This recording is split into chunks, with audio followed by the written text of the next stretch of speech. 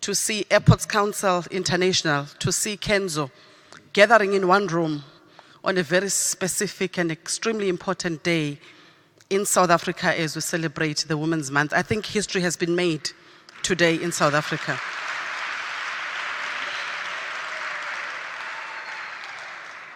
So on that note, I just want to say we salute you.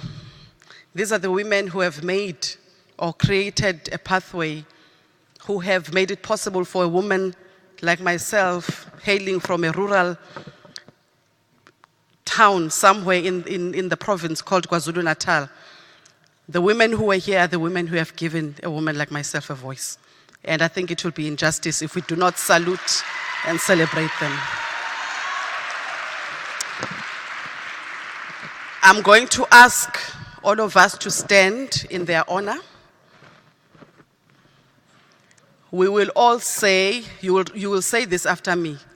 I will say, igama lamakhosikazi, and you will respond by saying, Malibongwe. Igama lamakhosikazi. Igama lamakhosikazi. Malibongwe. Thank you.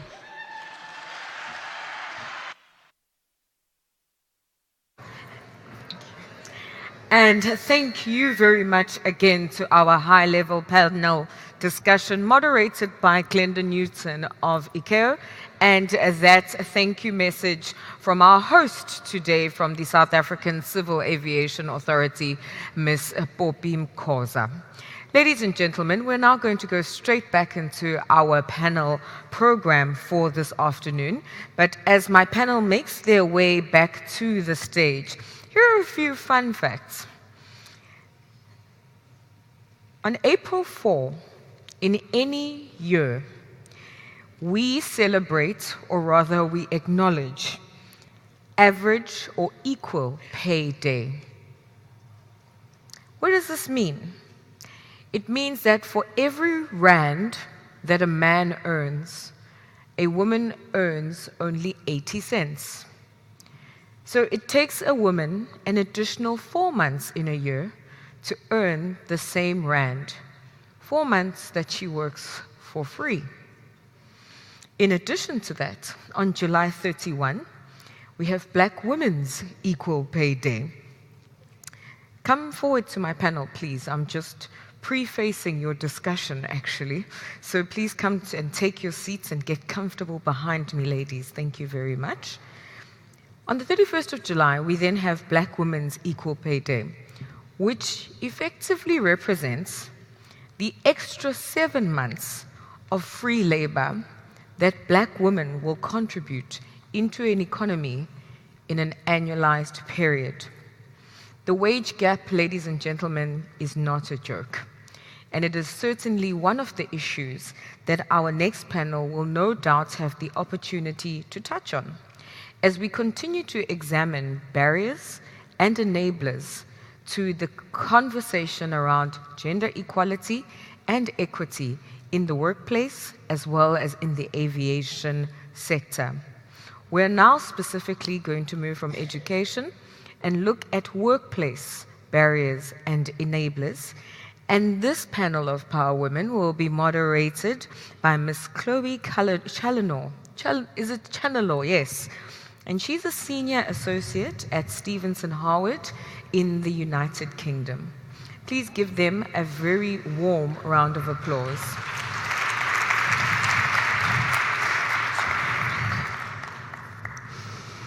Good afternoon, everybody.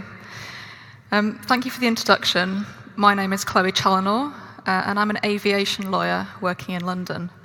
I'm really pleased to be the moderator of this panel entitled Barriers and Enablers in the Workplace. I'm going to start by talking briefly about my professional background, as this week a lot of people have asked me how I became an aviation lawyer.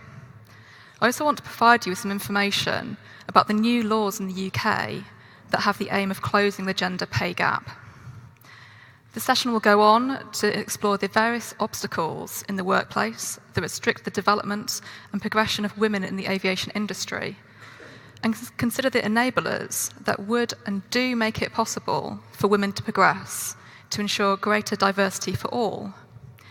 We have a great panel of inspiring women this afternoon who are going to talk about their own individual experiences in the workplace. We hope that by the end of the session, together we will have identified some concrete actions that could be taken to address the various challenges. 10 years ago, I was a recently qualified litigation lawyer and had no connection to the aviation industry. However, I was a plain geek, something that I attribute to my father, who took me and my two brothers to aviation museums when we were younger. I was not aware of aviation law until I came across a job advert for an aviation litigation lawyer. I thought it sounded really cool as it combined two of my favourite things, arguing and planes.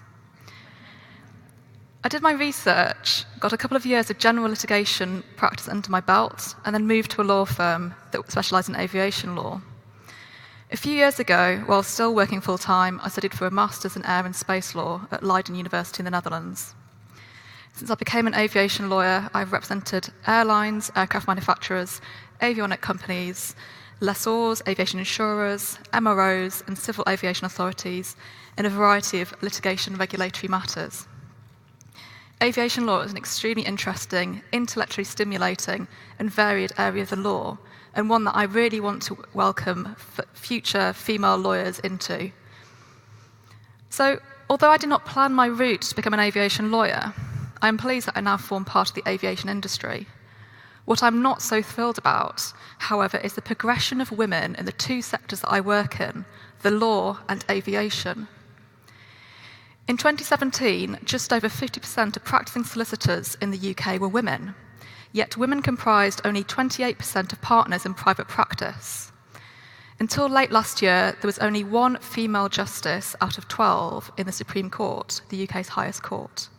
There was clearly an issue of women breaking the glass ceiling and getting to the top of the legal world in the UK. This is against a backdrop that in 2018 is the 100-year anniversary of women having the right to vote in the UK. In association with this, our Prime Minister, Theresa May, has identified and sought to address the gender pay gap in the UK, something she has referred to as a burning injustice. Last year, the UK introduced legislation for companies with over 250 employees that required them to report their gender pay gaps, which is the first such legislation in the world. The first reports were made by companies earlier this year and made for shocking reading. Gender pay gaps of over 40% are not uncommon in some sectors in the UK. The UK government is now considering the next step, requiring companies who have a gender pay gap to report the actions that they plan to take in order to close that gap. It's a similar situation in the aviation industry. If we look back through history, there are plenty of examples of female trailblazers in aviation. I recently became aware of Beverly Bass, who in 1986 became the first female captain of an American Airlines aircraft.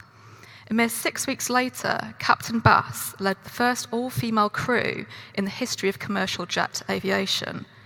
That was over 30 years ago. And yet, the number of women progressing through the industry has stalled. We've heard over the course of this summit the single-figure percentages of women currently working as pilots, engineers, and airline CEOs. There is gross underrepresentation of women in senior and professional roles in the aviation industry. Some interesting conclusions were reached by McKinsey and leanin.org in their joint study, Women in the Workplace 2017. I thought that these were worth sharing, although they do relate to corporate America and are not aviation specific. Here they are. Fewer women are hired at entry level, despite making up 57% of graduates. Women are promoted at a lower rate than men. Contrary to what you may think, women are not leaving the workplace at higher rates than men. Men are more likely to think that the workplace is equitable. Nearly 59% of men think women are well represented in leadership, whereas only 1 in 10 senior leaders are women.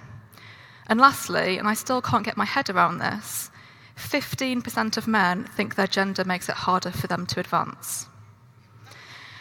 So let's look at some barriers that exist for women in the aviation industry. First, the work-life balance that stems from family life. I know that the panel have some very interesting perspectives on this aspect, so I'll leave this to them to discuss in detail. But in brief, some of the barriers include the perception that women are less mobile due to their family responsibilities and are therefore less willing to work in a position involving travel or a high-pressured work environment. A bias against women working flexibly. A female partner at my law firm described this bias to me very nicely by saying, "A man who leaves work early to go to a parents' evening at school gets a pat on the back for being a great father. A woman who does the same is judged for leaving work early and for not working hard enough." There is also a lack of role models for the younger generation to look up to and be inspired by. Another barrier is more women work part-time, these part-time roles pay less, and there is less chance for those women to progress in their careers compared to full-time employees. Maternity and paternity policies are non-existent in some countries, such as I believe the US. Where they do exist, the policies differ vastly. The uptake of shared parental leave where available is poor. For example, the uptake is less than 1% in the UK. Some women experience difficulty in returning to work following maternity leave or a career break to bring up their children. The second bias is the unconscious bias against women, which we heard about during the great session yesterday afternoon. A third barrier is the stereotyping of women, a pet hate of mine. This can take various forms. First, the stereotype that associates women with family, which leads to discrimination of women of childbearing age, whether they have children or not. The stereotype that women are not able to handle pressure, but there are examples of women who've held a top job in aviation and excelled. Carolyn McCall was the first female CEO of EasyJet between 2010 and 2017. During her tenure, she improved the airline's financial position, acted as a strong female role model both within the airline and outside, and generally piloted the airline through turbulent times in the European aviation market. The stereotype that women are bossy, especially in the context of their assertiveness and leadership skills. The word bossy has negative connotations. I checked the dictionary definition in the Oxford Dictionary, which states, fond of giving people orders, domineering. Worse than that, the dictionary then gives the following example of how the word is used in a sentence. A bossy, meddling woman. Have you ever heard of a man being referred to as bossy? The Ban Bossy campaign, launched by leanin.org in 2014, criticises the use of bossy to describe assertive girls and women, as it may discourage such girls and women from seeking positions of leadership. One of the patrons of that campaign was Beyoncé, who released a song to promote it with the lyric, "I'm not bossy, I'm the boss."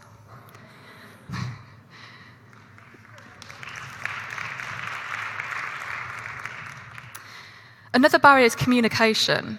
Men and women communicate differently throughout the life cycle of a job. So at the time of interviewing, putting themselves forward for work, in promotion, during salary negotiations, or indeed applying for the job in the first instance. A final barrier is pay inequality. And I've already mentioned the UK law on reporting the gender pay gap on an annual basis. The time has come now to break those barriers down. And on that note, I'm going to hand over the baton to the fabulous and inspiring women that make up our panel this afternoon, to hear how they have broken down the barriers in the aviation world. We're going to start with Paule Assoumou Koki, the General Director of the Cameroon Civil Aviation Authority. Not only is Paule the first woman to hold that role, she's also a private pilot, so no doubt has a very interesting perspective to provide to us.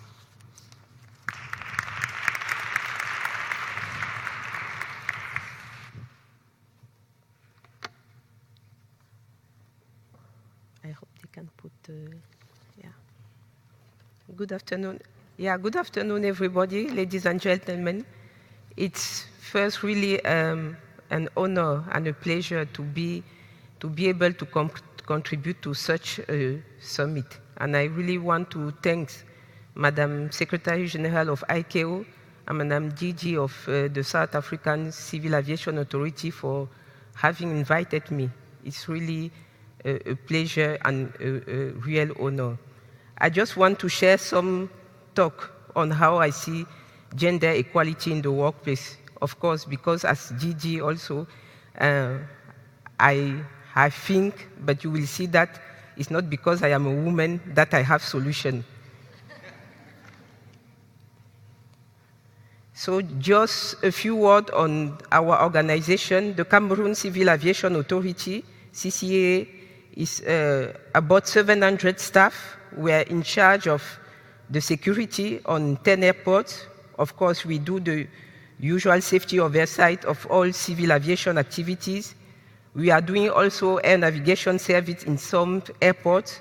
We are doing the managing airspace with overflight authorization, airport land management, air transport regulation, etc. If I did put it, you may see that the mission of the Cameroon Civil Aviation Authority is extended and it's a strategic one. And for me, I will say that our organization is unique for gender, just first because the Director General is a woman. And I think it's for me, it's a deep gratitude even to our head of state, because he made an, I will say, unprecedented and bold move by appointing me as the first woman to manage such a strategic organization. It was not given, and as one of my collaborators said, he said that I would never thought that a woman could manage such an organization. And for us, but apart from that, from what is for me, I see the impact on gender equality. I say for having a woman as the top manager has made our organization unique for gender because it has simply changed the narrative in our organization and even in the country. I think it's very important to say that it just simplified the story. Just because there's a woman, then you don't have any more bias. It's very difficult to take again a bias since you have a woman as a DG of such a technical organization. So without special campaigns, we just noticed that girls and women are now applying naturally to the Civil Aviation Authority, which was up to recently a real mal-preserved, despite me being a director. I was previously a director, but up to now, I think it was not, the impact was very small. But just to move one ladder top, it just instilled confidence to so many girls and women. So now we are just taking the excellence wherever it is, male or female. And we can see impact also on other sectors of the civil aviation, that for more women candidates for pilot, flight dispatcher in our national airlines. But of course, what can I say is that we'll now have, I just put picture of some of our latest staff that we recruited. We have now a fast-growing women workforce, around 30%. And they are, of course, very young, because this is just recently. But just to be sure, to be part of the discussion, of course, as I am taking them, I have already concern. And with this concern, I will say that are the barriers. What are the barriers? I say maybe this young girl, they can have disillusion. The technical work is very demanding. It's a very demanding job. It's not so glamorous, and I am insisting on, I am talking about the technical. You are behind the scene. You have to do air traffic control. You are in a tower, no one see you. You are doing meteorological, no one see you. You are doing a security agent, people shouting at you. It's not glamorous at all, some technical jobs. And that's why I take sometimes you can see disillusion on some young women. And of course, for where my concern is, and a lot of people did talk about it, is the usual work-life chores. The vice president, the executive director, just mentioned it, that we have that bracket of life between 25 and 35 years old where things are changing. We are attracting, but now how do we retain those young ladies? And I just want to share my personal experience on that core issue, because for me it's a core issue if we want to keep the women. Because what was clear is that we have to attract them, but we have to keep them. And I started 30 years ago as the only female civil aviation engineer in the country at 23, with a bright future. As I was the only woman, I think the door were open for me for a very good career. But then I left at 32 for 10 years to build my family. It was a choice that was not accepted by almost everybody. Everybody was completely shocked that I can leave my career for such a promising career for family. But it's just to show that sometimes the personal life can have a big impact on young girls, and we have to pay attention to that. We cannot hide it, we cannot pretend. So for me, it was a major period of my life because it helped me to build my children morally and things. So I am happy for those 10 years. But as the executive director said, I could have not come back. I could have been lost. It was difficult to attract. It's very difficult to enter that market, and I could have stayed outside. Fortunately, I have been able to come back. I will just say maybe by luck, and I say by God's grace, because someone called me back just to teach, and this was the opportunity for me to come back and to do a strong retraining program, because in the technical field, one thing is to keep your competency, and if you don't keep it, you are out of the market.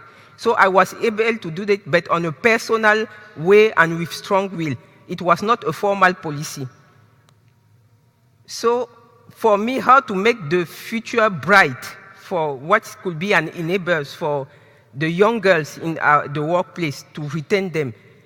In the Cameroon civil aviation, I see what is nice, good, is that we have strong staff regulation that equal and good pay, maternity leave, insurance scheme, etc. So there is incentive for women to just be, to at least if they want to have a choice of family, that they cannot be worried about maternity leave and other things. But I am asking myself, as an organization, can we instill confidence that these young women can build a family if they want and come back? Because it's really that. I am confident, I cannot, and this is the hesitation, the bracket life. And can we as an organization design strong policies for technical reinsertion of women who left the workplace for that reason? Can we work with the human resources to protect their career advancement? Can we work on a scheme to continue training specifically for the technical position? I must say that, as a conclusion, to attract, we can have different strategy, and I think a lot of speakers did spoke about the different strategy to attract young women in the technical field. We can have different strategy. A strong incentive, I can testify, is when the top management is a woman. But now, how to keep and take some of them to the top? It's now we need strong management will for adequate policies based on what I was saying. And I want just to say to pay attention. This strong management policy will not come naturally just because the top management is a woman. As the top management, you have to manage the organization. You are not to manage the government, the board is expecting results. Is expecting results in the industry, is expecting results. The result is not only about, and maybe the gender equality is not the top priority. So even as a woman, on your day-to-day management, you are more focused on the result on a global scale than being focused on the gender. So that's why I was saying both it's a plus to have a woman, but it's not a given that she will take the good strategy to nurture the girls. And this is where, again, I think this talk is very important, because even we as a woman is just a reminder, as someone was saying, that we need to talk about it and to be proactive. Thank you very much.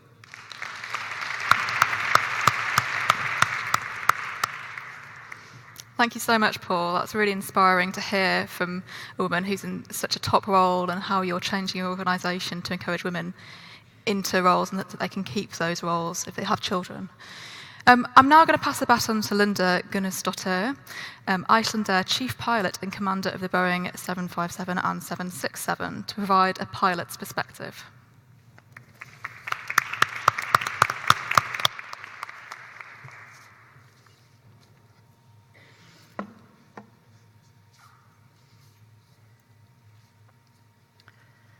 Be the change that you want to see in the world is a famous quote by Gandhi. When I was a little girl, I had a dream. It was a dream to become a pilot just like my father. However, I and many others knew at that time women did not become pilots. Everyone in the industry has heard about Amelia Earhart and the female pilots that were used during World War II to ferry military aircraft from the factories and to the battlefields, but in the 80s, there was still not much going on in the commercial business in this regard. But things changed, and by the time I was finishing college, the first female pilot had started working for an Icelandic airline, Icelandair, which meant that I had a role model in modern time. I took the destiny that had been chosen for me and flew professionally for the first time in 1994.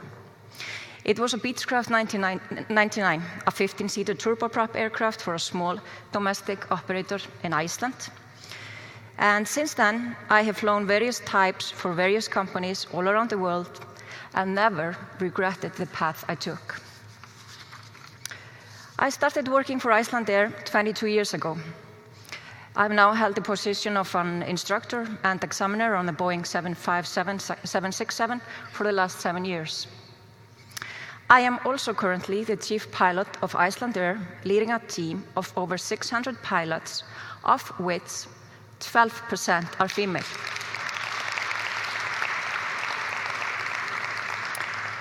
This is probably one of the highest ratio of female pilots working for any major airline in the world. That is not a coincidence, as there was a decision taken in upper management some years ago to change the ratio of females, both in the cockpit and cabin, with more female pilots and more male flight attendants.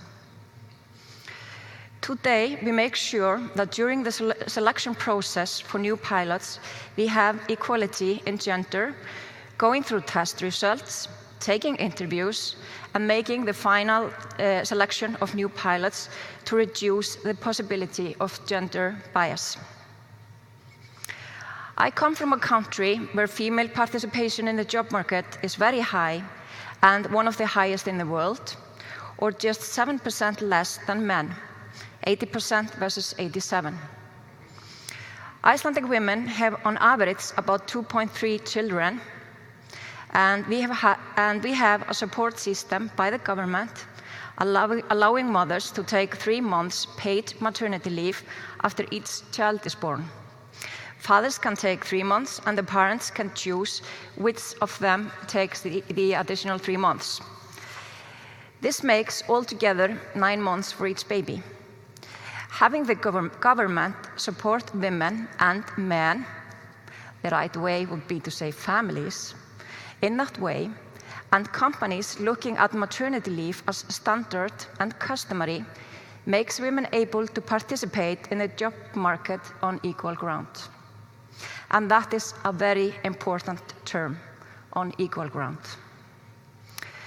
From what I have learned, diversity is a very positive thing, and a mixed workforce is the most effective one, both for the growth of the company and the welfare of employees. During my career, there have been bumps on the road, and there have been ugly stares and nasty comments, but mostly just encouragement from fellow workers and passengers. We have had to deal with sexual harassment and gender-based bias, but big changes always come with challenges, and we have to face them without fear.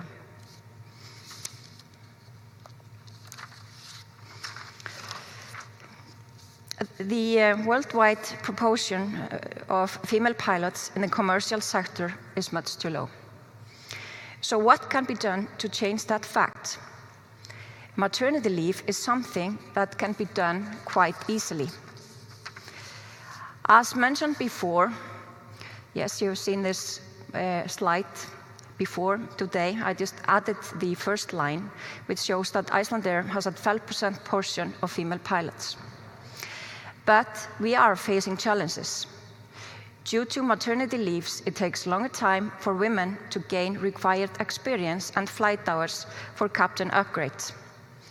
We are using training programs made by men and trained by men, and we have seen that this is something that has to be changed. When it comes to training, the genders have different needs. Every individual is different, but from our experience after training hundreds of pilots, women have a bigger issue with self-esteem. And they are both more conscientious and more fragile when facing rough times in training, as can happen for both genders. I have so many funny stories to tell from my career. I can tell you about one of my first flights where the captain had a pretty bad landing. Afterwards, I overheard him telling some of the passengers about the new girl that needed more practice. I have reversed this joke several times when training new pilots. It's good to tell the new guy that had a terrible landing that he is not to worry, as everyone believes it was mine. I can also tell you about the cabin attendant that overheard passengers talking about the female pilot they just saw sitting in the cockpit. We were flying to an island in the North Atlantic, and the weather had been so bad that the flight had been cancelled for days. On this day, it was getting a little better, and it was close to departure. Two elderly women were talking, and one of them said, "Don't worry, I saw a female in the cockpit, and everyone knows that women are always so cautious." So there are always two sides on the coin. Every one of us needs a balance between work and life. Somewhere down the line, I started a family, and today I have a good life with a husband and 3 children. Yeah. But there's always a but. Being a pilot, finding the balance can be difficult because of long hours, off hours, and pregnancies. We have to understand that women have babies, and if not, this planet is going to face major difficulties. So, airlines and authority understand and make a plan that works about maternity leave and how we are to handle it. I don't think that we are to lower the barriers for women to become captains, but let's plan for a longer time to gain the hours needed. If we make the airline industry an attractive workplace for women, we are making place for diversity, and I think that is something we can all gain from. Men and women think differently from my perspective. We have the same goal, but we take different paths. Let us all gain from that. So, how can we increase opportunities for women in aviation? Firstly, we have to have role models. Secondly, we have to speed up in the process of advertising that this is an option for women. Let's encourage flight schools, airlines, aircraft manufacturers, aviation authorities, and everyone involved to target women when making marketing material. We have to have a systematic approach and organize campaigns. We have to have an environment that is eligible for women and plan for maternity leaves and balance between work and life. Female pilots should not have to worry that they are unpaid or without a job just because they want to have babies. We have to develop a training program for women that is not only made by men, for men, delivered by men. So again, a lot of opportunities for the industry and government to team up together. Let's go into the schools and tell our 12-year-olds that this is an option. Let's inspire them with stories of successful women in aviation and give them a chance to get the enthusiasm needed to build a career in aviation. I don't know if this will give us the Planet 50-50 goal in 2030, but we have to speed up. Thank you.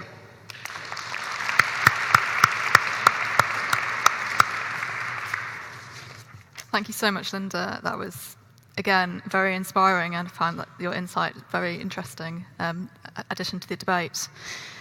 Our next panelist is Maria Rueda, Director of International Operations and Development at the UK Civil Aviation Authority.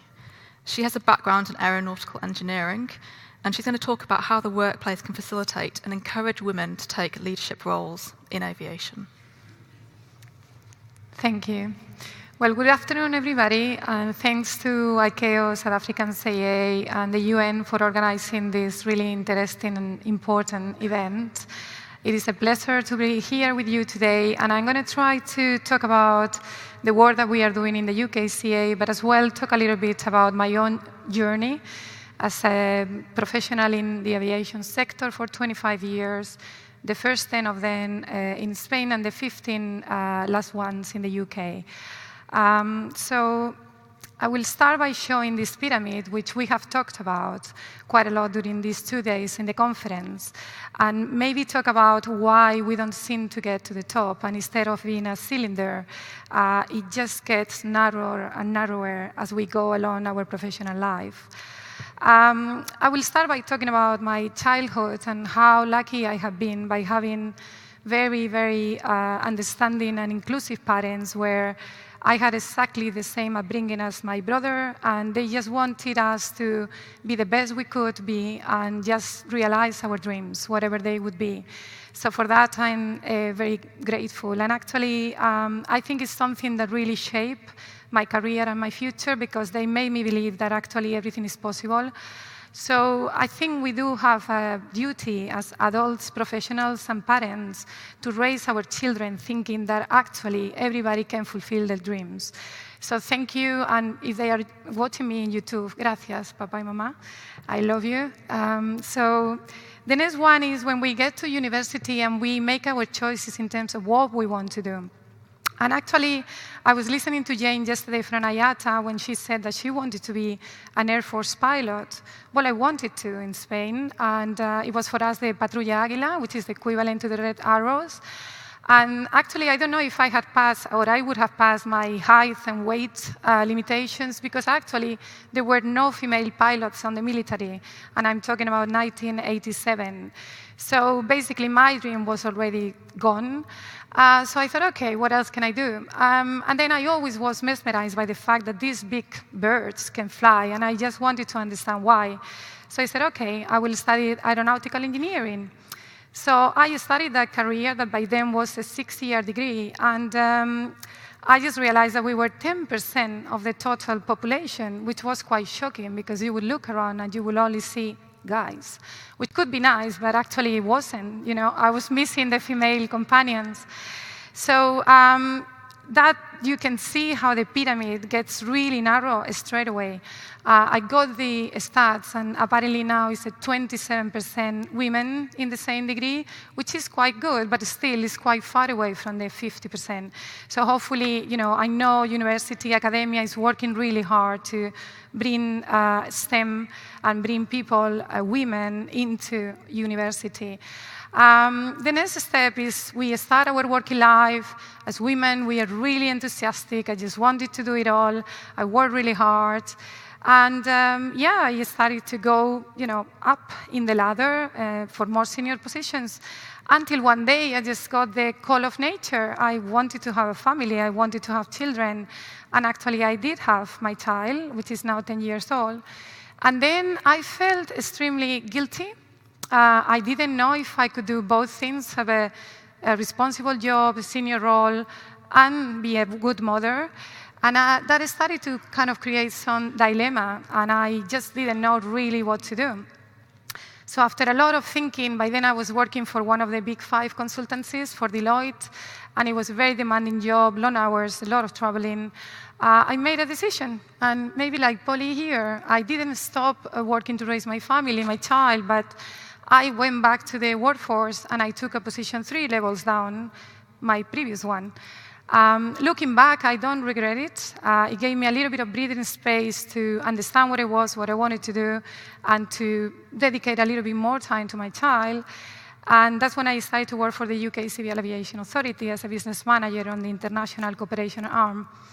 4 years later, I'm now the managing director of this company that I'm in charge of a team of 100 people. We have more than 400 projects at any one time in 40 countries around the world. So it is possible. Thank you. And actually, what I wanted to share with you today is some practical things that the UKCAA is doing to facilitate women in leadership positions and how to keep this balance between work and personal life on the right place. So we feel that actually it can be done with some sacrifices, of course, as we all know, but yeah, it is possible. So this is the current picture of the UK Civil Aviation Authority. It is an all organization, as all the civil aviation authorities around the world, and it's very male-dominated. There are lots of engineers, there are lots of pilots, and you can see there, that's exactly the distribution between male and female. So around 80% of male occupy all the leadership positions, and that trend is completely reversed when you go to low positions. So there are almost 75% of women in junior roles and 25% of men. So there is a massive imbalance in leadership positions at the UKCAA. And the other one is the gender pay gap, as Chloe was saying. This is now a legal requirement. It's at 34%, which is pretty big. So the UKCAA said, okay, we need to do something about this. And this is a summary of the activities that we are carrying out. From a strategic point of view, we are doing things like joining a charter for women in aviation and aerospace.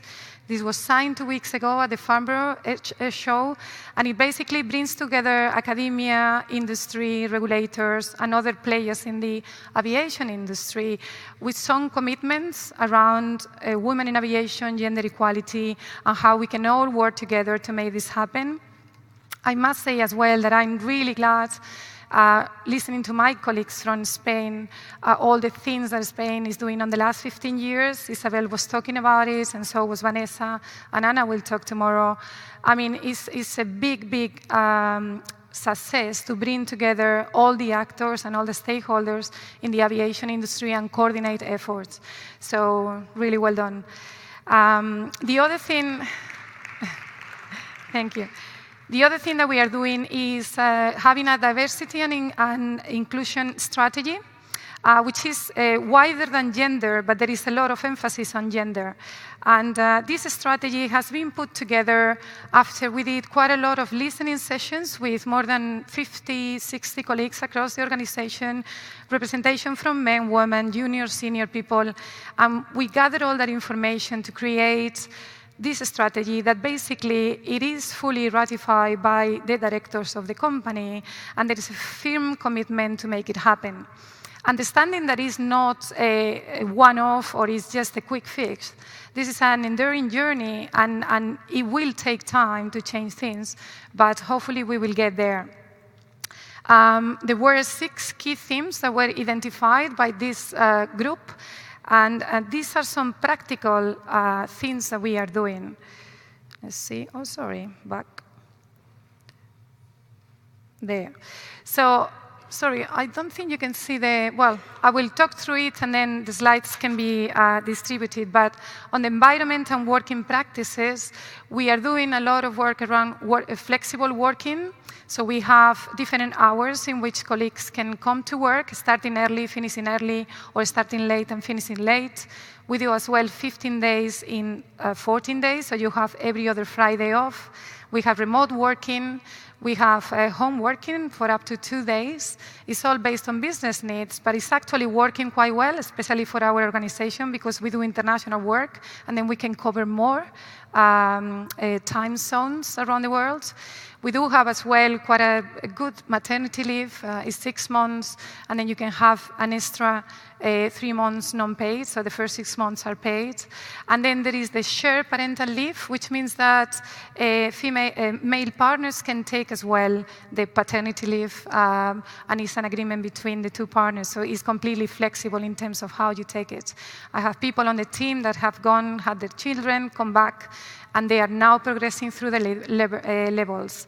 And there is a very inclusive work ethic about making sure that our female colleagues come back and feel included and able to progress along the ranks. Performance and development, the executive committee members or the directors of the CA have a personal objective to bring this diversity and inclusion strategy into fruition. And we have established a baseline in which we are going to measure where we start from and where we get every year with very specific KPIs and targets to achieve. We have as well search and selection, so we have changed all the recruitment ads and everything to make them gender neutral, to make sure we include working flexible language, so women are encouraged to apply. And we have as well completely gender neutral CVs applications, so we make sure that there is a fair environment for selection. We have as well training for managers on diversity and inclusion and on selection. So basically there's no bias, or at least we try to stop the bias. And if there is any selection pool of candidates where there are no female, it requires director level approval to understand why that has happened. So we are really trying to proactively encourage women to apply and to select women to work in our company. Cultural behavior, everybody's going to receive training on diversity and inclusion, but the other thing that we can do is basically talk to each other when we see behaviors that are not acceptable and actually not inclusive and that are detriment to women in this case. So we have to feel free to speak up and to stop those kind of behaviors. Leadership commitments, as I said, this is an objective for all the ESCO members, and it will be measured, and we will measure as well with the KPIs in terms of how we are progressing, and we have very specific targets with timelines. And the last one is external voice and partnership, and this is part of it, is share the message, share information, standardized information that we have so we can all share and understand what is happening and what is the progress we are making and why, and if we are not making progress as well, understand why and what we can do about it. We have several partnerships on STEM, and we hope to now establish even more partnerships after today and going forwards. What do we expect to achieve? Well, a more diverse workforce. So we oversee the industry in the UK, and that's everybody is very diverse. So we have to mirror that to be able to understand what is going on. All the employment decision-making has to be considering diversity and inclusion, and all the procedures and working practices will be changed to actually reflect this strategy. And then we will provide training in all the inductions and in all the progression into leadership positions. So all the employees in the organization understand and share these principles. And then we will look at our suppliers as well and make sure that they have diversity and inclusion and gender equality into their agenda. Benefits, well, we will be a much richer organization. We will have more points of view. We will be able to regulate better to decrease the risks. And we will lead the industry by example and honor our social and corporate obligations for equality. And then I was thinking, what will success look like? Well, somebody said as well that if we didn't have to have this conference, it would be great, because then, you know, it will be all 50-50. But yeah, to me, it will be one day when we wake up and we don't have to wonder if it's a man or a woman. We're just all aviation professionals, encouraging and actually making all the younger generation to be as excited as we are about aviation. So thank you very much.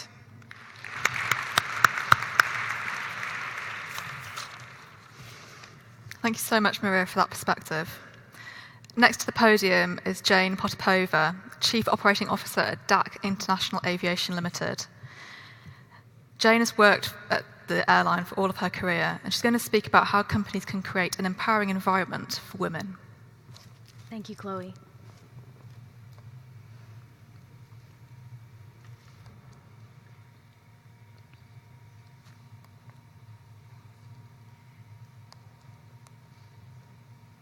There we go.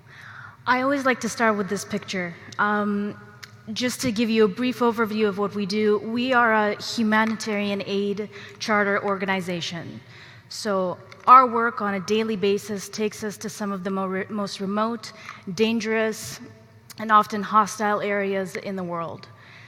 I put this picture up because these are the images that I have actually posted all over my office, because these are the women and my motivation for doing the work that I do. You have to understand, these women on a daily basis face war risks, they face sexual harassment in some of the less developed areas where we operate, and they are truly champions. I have to be honest, I'm happiest when I'm in the field with them, covered in soot because we just landed in some remote airstrip, and I'm there understanding what they need to succeed. Thank you. So where does my work start? Where does all of our work start? It starts with a goal. And the goal that I identified when I was appointed Chief Operating Officer is, in order for there to be true equality in an organization, we have to create an environment where people feel like they are treated equally. Before we even get to equality, we have to talk about equity, and that's the ability to give everybody the same opportunities. And I think this is a perfect illustration, more so than the slide. If I stand behind this podium, it doesn't make much sense. Now, if my ultimate goal today was to speak behind a podium, you can see that because of my height, the opportunity has been taken away. What's important to note that my height, my gender, none of these are actually limiting factors. They're simply identifiers that I cannot control, but they do not make me less capable, they do not make me less strong, or unable to compete in the environment. So, how do we get to equal? There's a study that was recently done by Accenture that actually identified 40 elements that make an organization more equal or help drive diversity. They divided these 40 factors into 3 main categories. The first, as you can see, is bold leadership.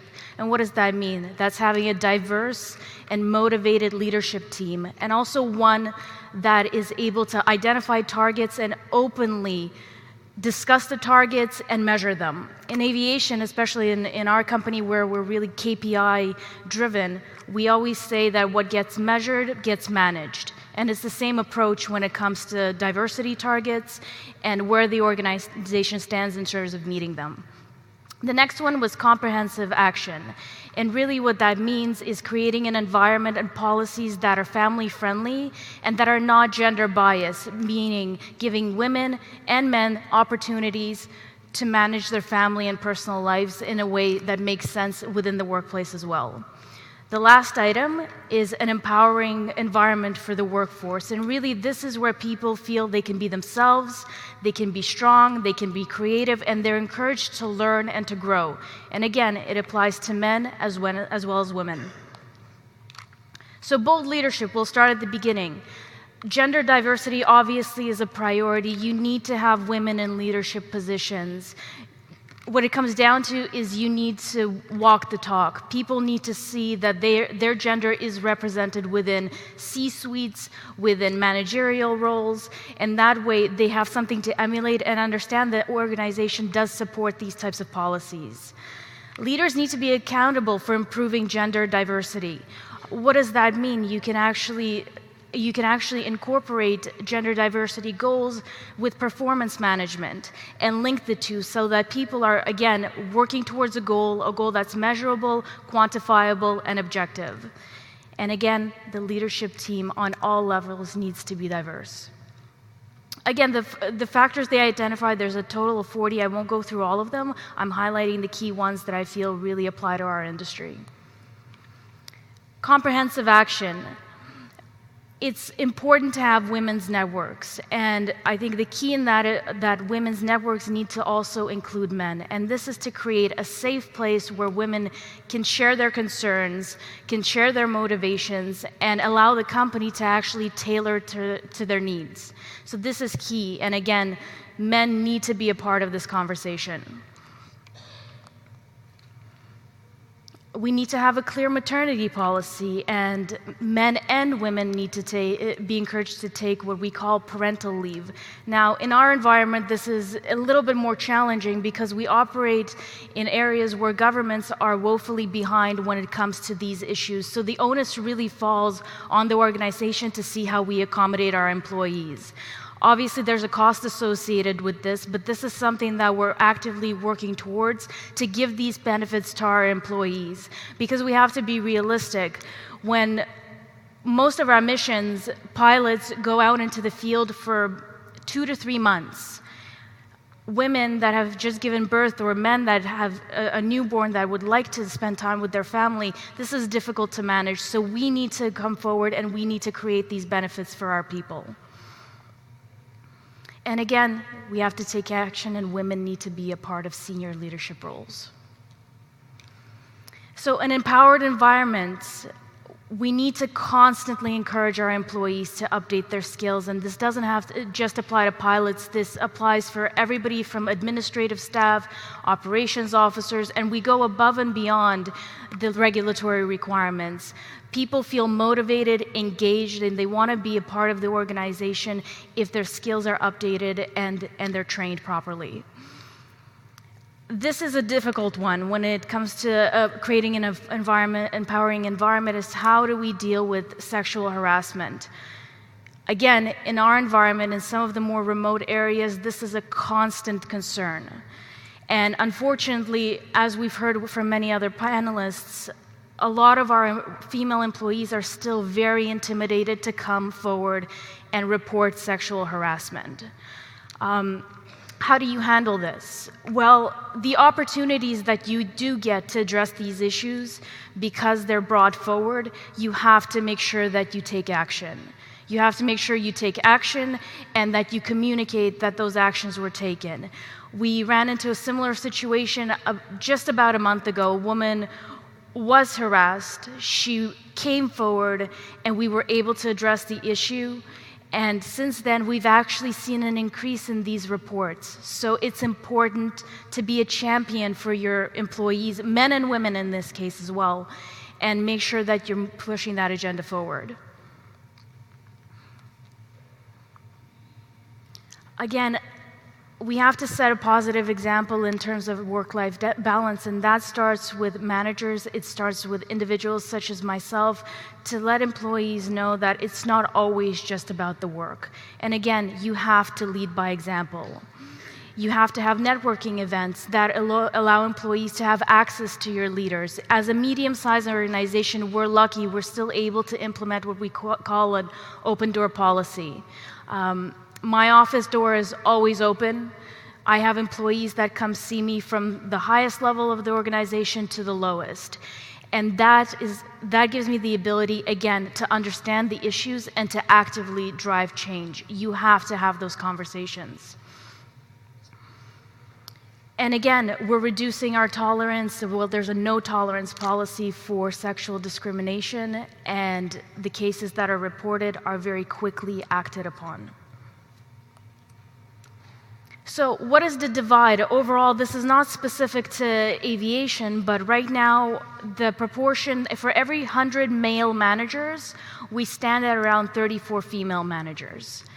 What does the future look like? And the research has shown that organizations that apply these general 40 principles for advancement are able to have a much more diverse workforce. And the numbers look like this. You move up to 84 female employees or managers for every 100 male, which is a huge jump.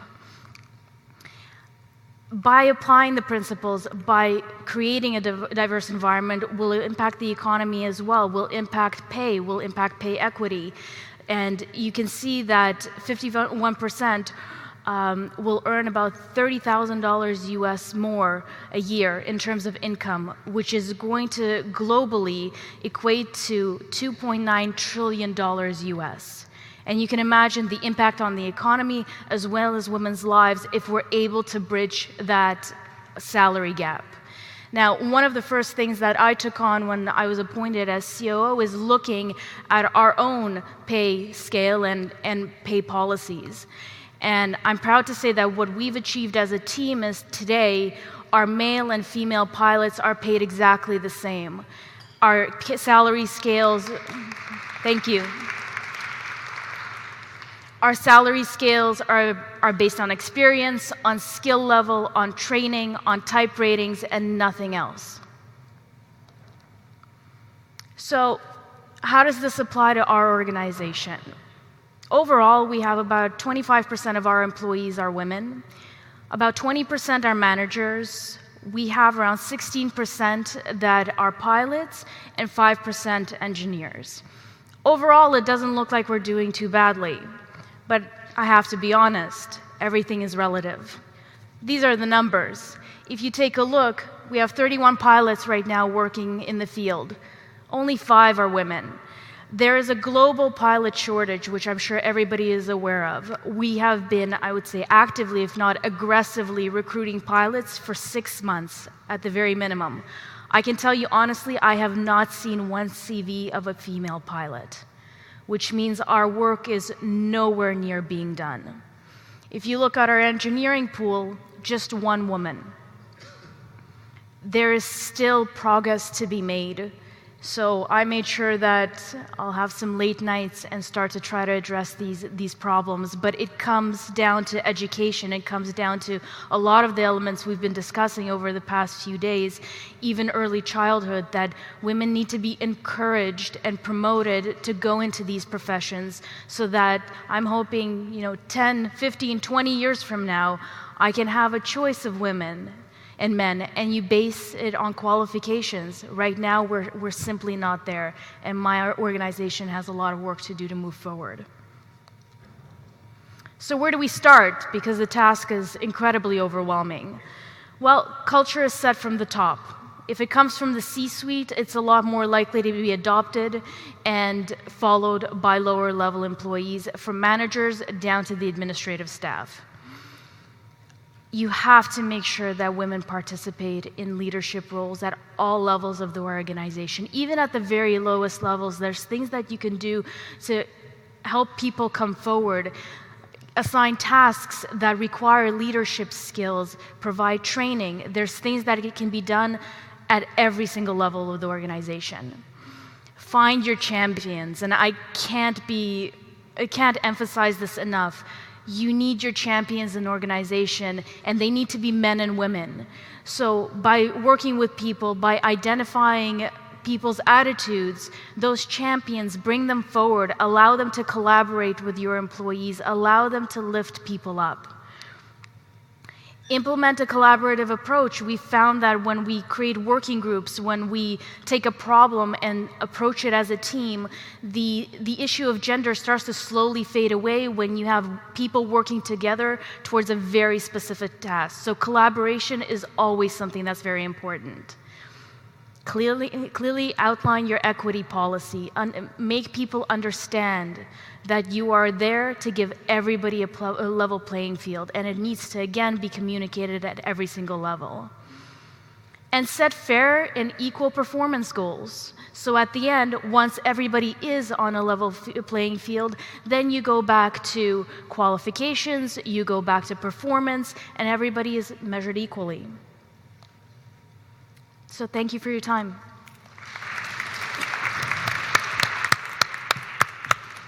Thank you so much, Jane. Lastly but not least, please welcome Kultuma Berku, the head of the Administrative and Financial Department at the African Civil Aviation Commission. She has a really interesting perspective on the initiatives that AFCAC is taking to promote gender equality and women's empowerment. Ms. Kultuma is going to speak in French, so please get your headphones on.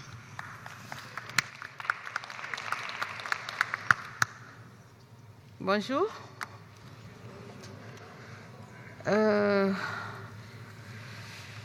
Je suis très contente de participer au sommet ici en Afrique du Sud.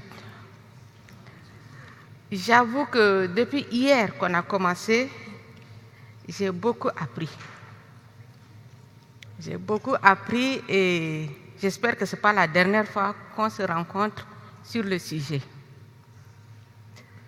Avant tout, Permettez-moi de souhaiter bonne fête à toutes les femmes de l'Afrique du Sud, à Madame la secrétaire de l'OACI, aux participantes et aux participants.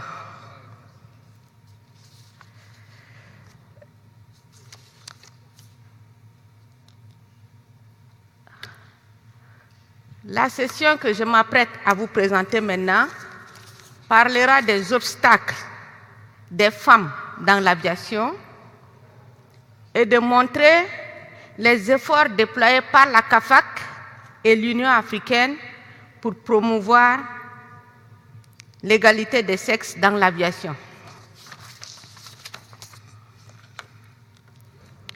La Commission africaine de l'aviation civile a son siège à Dakar et elle est une agence spécialisée de l'Union africaine. En tant qu'agence spécialisée de l'Union africaine,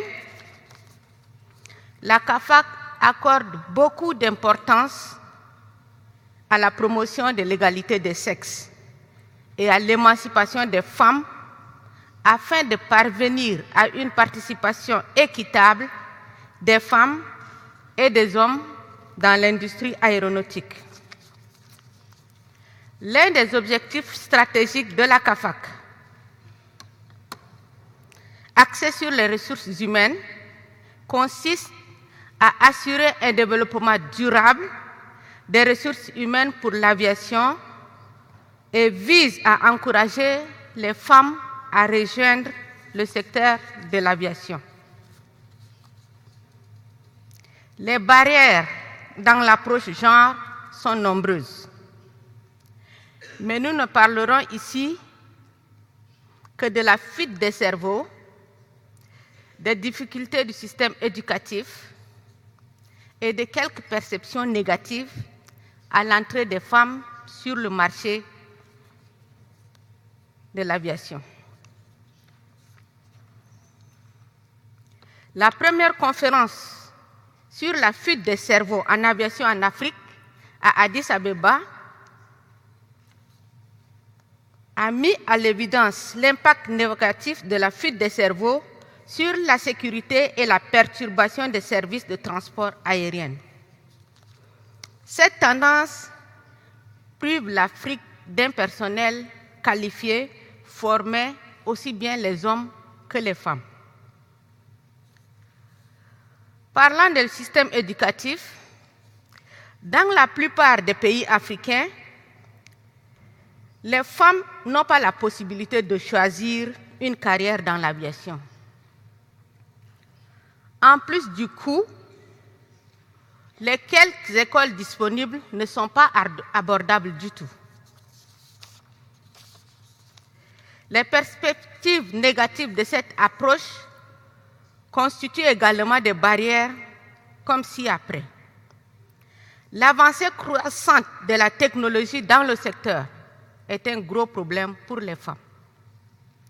La conciliation travail-vie de famille dans certaines carrières sont difficiles. Nous allons citer le cas des métiers du contrôleur aérien, des maintenanciers des aéronefs, des pilotes, qui sont difficilement réalisables pour les femmes et encore moins pour les femmes qui allaitent. Parce qu'on ne peut pas, dans sa période d'allaiter les enfants, aller faire le travail de contrôleur aérien, de maintenancier et faire le pilotage. Nous constatons aussi que les postes de direction et de haut niveau dans l'aviation sont encore dominés par les hommes. Plusieurs opportunités ont été offertes par les États et les organisations internationales lors des différentes rencontres. L'institutionnalisation de l'égalité des sexes a été lancée et adoptée, notamment lors de l'agenda mondial pour le développement durable de 2015 par les Nations Unies, ainsi que les résolutions connexes de l'Assemblée de l'OACI en 2016.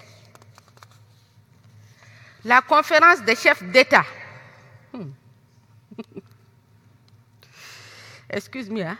Je lis, c'est en anglais là-bas. Donc la conférence des chefs d'État et du gouvernement de l'Union africaine de 2004 à Addis, dans sa déclaration solennelle, a décidé d'élargir et de promouvoir le principe de parité entre les sexes. Récemment encore, le 31e sommet de l'Union africaine de juillet 2018 à Nouakchott a recommandé le principe d'une répartition des postes 50-50. Merci. Des initiatives et programmes ont été également élaborés par les États africains comme suit. L'intégration d'une perspective sexo-spécifique visant à offrir de meilleures possibilités aux femmes dans l'aviation. L'adoption du projet de lancement des fonds pour les femmes africaines de l'Union africaine, conformément à la décision 143 de l'Assemblée de Addis en janvier 2007. Le renforcement des capacités des femmes africaines dans l'aviation. La CAFAC a été chargée par l'Union africaine d'utiliser la décennie 2010-2020 pour identifier les obstacles auxquels l'aviation africaine est confrontée afin de promouvoir l'égalité des sexes et l'autonomisation des femmes, de définir des actions de mécanismes prioritaires pour accélérer les procès vers l'égalité dans les postes clés de l'industrie aéronautique. Dans sa politique d'institutionnalisation du genre, la CAFAC a pris très au sérieux cette approche, si bien qu'elle l'a exprimée dans tout le processus de recrutement qu'elle a organisé.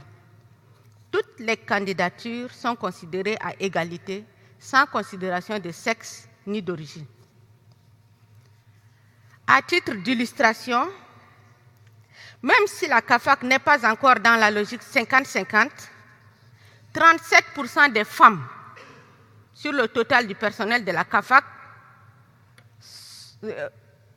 sont des femmes. Et 33% du personnel professionnel également sont des femmes. En plus, c'est pour la première fois depuis la création de la CAFAC qu'une femme a occupé le poste de secrétaire général de 2012 à 2018.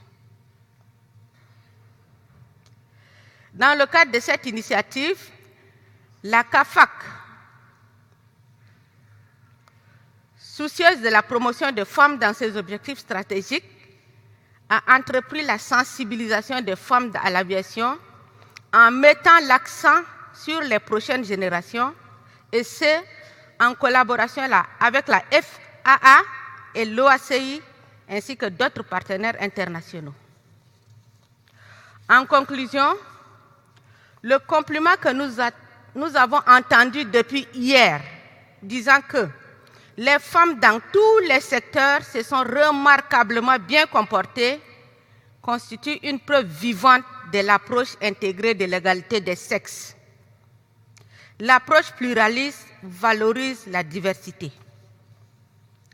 En donnant aux femmes un meilleur accès à la formation et au renforcement des capacités, la CAFAC et les États membres de l'Union africaine vont certainement accroître les opportunités de leadership des femmes et renforcer leur visibilité dans l'industrie aéronautique.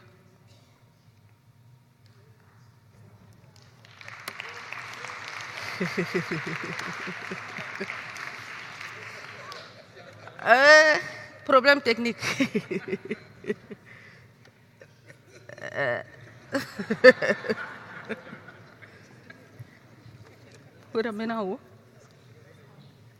Thank you so much. Yeah. Merci beaucoup. Thank you. Siyabonga. Nkosi. Danke.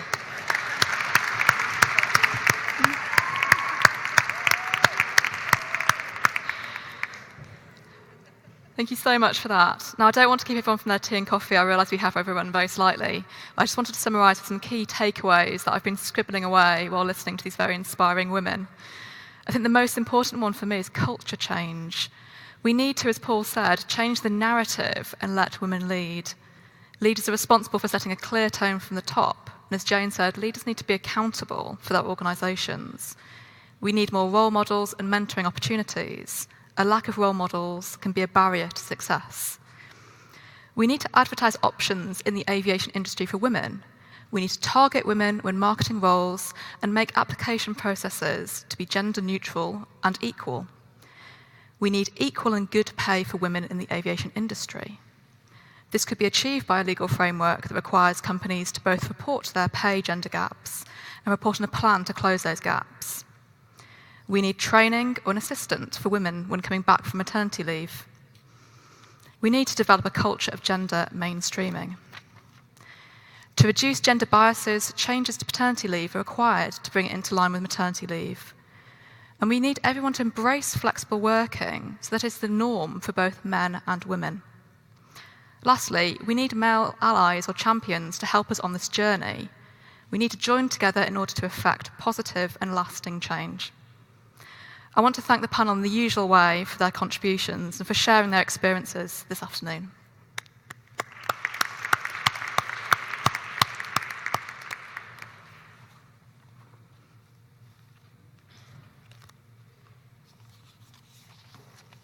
All right. Thank you so much to the women behind